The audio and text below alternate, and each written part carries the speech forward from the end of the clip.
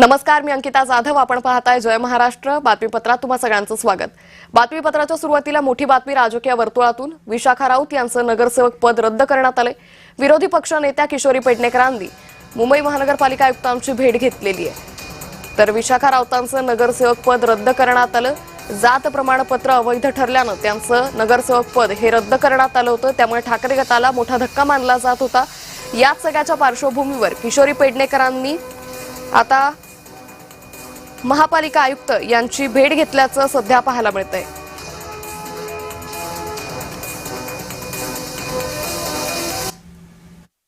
माझी जी ऑर्डर आहे त्याच्यावर केविएट आणि स्टॅच्युटरी नोटीस मी दिली आहे की मला तुम्ही माझं अपील आता मी करणार आहे डिव्हिजनल बेंच समोर. तिथपर्यंत BMCनी मला डिस्क्वालिफाय करताय काम तशी प्रोव्हिजन आहे, डिस्क्वालिफाय करता कामा नये आणि माझी सीट वेकंट झाली आहे हे पण डिक्लेअर करता कामा नये. त्यामुळे विशाखा राऊतांनी या नगरसेवक पद रद्दच्या निर्णयावरती आता आक्षेप घेतल्याचं पाहायला मिळतंय. या सगळ्याच्या पार्श्वभूमीवर त्यांनी महापालिका आयुक्तांची भेट घेतली आहे.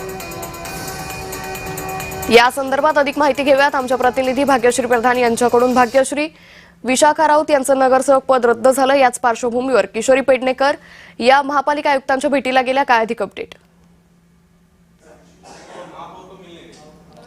नक्कीच किशोरी पेडणेकर यांच्याबरोबर स्वतः विशाखा राऊत देखील होते. सचिन पडवळ नगरसेवक जे आहेत ठाकरे गटाचे ते होते आणि ठाकरे गटाचे आणखीन काही नगरसेवक देखील पाहायला मिळाले. विशाखा राऊत यांचं असं म्हणणं आहे की राज्यपालांनी एक नोटीस काढलेली आहे आणि या नोटिसीमध्ये असं म्हटलेलं आहे की साधारणतः एक लिमिट जे आहे ते राज्यपालांनी दिलेलं आहे. त्याचा राजपत्र जे आहे ते देखील काढलेलं आहे.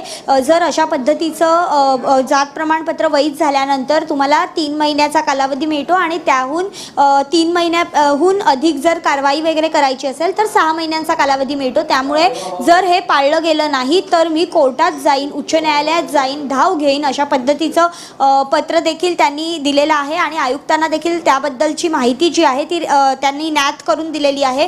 कारण हे जे राज्यपालांनी काढलेलं पत्र आहे हे काही दिवसांपूर्वीच काढलेलं आहे. त्यामुळे अजून कोणाला याबद्दल माहिती नाही आहे जास्ती असं देखील त्यांचं म्हणणं होतं आणि त्यांनी त्या संदर्भात जेव्हा आयुक्तांशी चर्चा केली त्या संदर्भात आयुक्तांनाही फारशी माहिती नव्हती. आयुक्तांनी त्यांना असं उत्तर दिलेलं आहे की लीगल टीमशी बोलून जो काही निर्णय आहे तो घेतला जाईल. मात्र विशाखा राऊत असं म्हणतात की जर लीगल टीमलाही हे माहिती नसेल तर कदाचित ती कार्यवाही होणार नाही आणि ते माझं नगरसेवक पद रद्द करतील किंवा तिथे एमटी असलेल्या नगरसेवक पदाला कोणीतरी दुसरं घेतील तर ते मी होऊ देणार नाही अशा पद्धतीची भूमिका जी आहे ती विशाखा राऊतांनी घेतलेली पाहायला मिळते. तर दुसरीकडे जर आपण बघितलं तर आता महापालिकेमध्ये सदा सरवणकर जे आहेत ते देखील आयुक्तांची भेट आहे ते घेताना पाहायला मिळणार आहे. त्यामुळे नेमकं आता सदा सरवणकर आयुक्तांना जाऊन काय सांगतायत आणि माध्यमांशी ते काय बोलतायत हे बघणं देखील तितकंच महत्त्वाचं आहे या विषयावर.